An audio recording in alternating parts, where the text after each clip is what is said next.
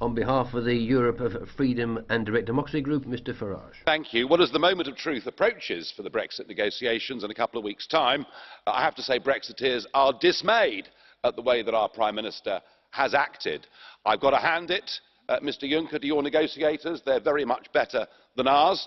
The previously undiscussed issue of the Irish border, never a problem at any point during the referendum, has very effectively been weaponised by Barnier. But of course, this has got nothing to do with the Good Friday Agreement, nothing to do with the peace process whatsoever. No, Barnier is much cleverer than that. This is all to do with making sure that the United Kingdom stays with the European regulatory framework. The one thing Barnier has been scared of from the start is us leaving and us becoming competitive. Sadly, the British Prime Minister has fallen hook, line and sinker for this, and we find ourselves now going into this next summit in a very weak position. There is, of course, a better approach to all of this that would satisfy both democratically the Brexit vote and, I think, the demands of German industry and exporters. I mean, don't forget what an important marketplace we are. Your exporters call us Treasure Island. So many motor cars and so much wine and Belgian chocolate do you sell us. We should go for a simple free trade deal. For 20 years here, everybody from Commissioner Kinnock to Giscard d'Estaing has said to me, if you want to leave political union and have a free trade deal, that's fine by us. We just need a Prime Minister who actually understands it.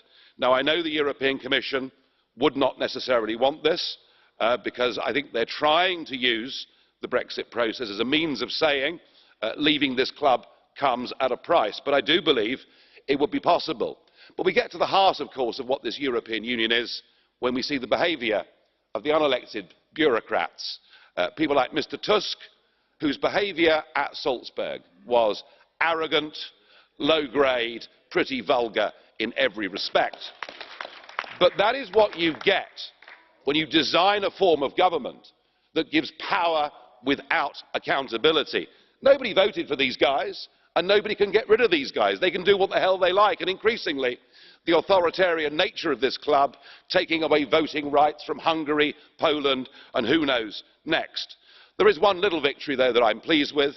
For a decade here, I have noticed that centralising, authoritarian tone began to sound very like the old Soviet Union, the concept of limited sovereignty of individual nation states. I even talked in the past about the Volkerkerker, the old Austro-Hungarian prison of nations, and to see the British Foreign Secretary Jeremy Hunt now using that language means we have shifted the centre of gravity, we have shifted this debate. I know many of you here still think that we're a hostage and that you're going to demand some extraordinary ransom from us. We're not. We're a free people. Under the right leadership, we'd say to you, let's have a free trade deal, or we would simply walk away.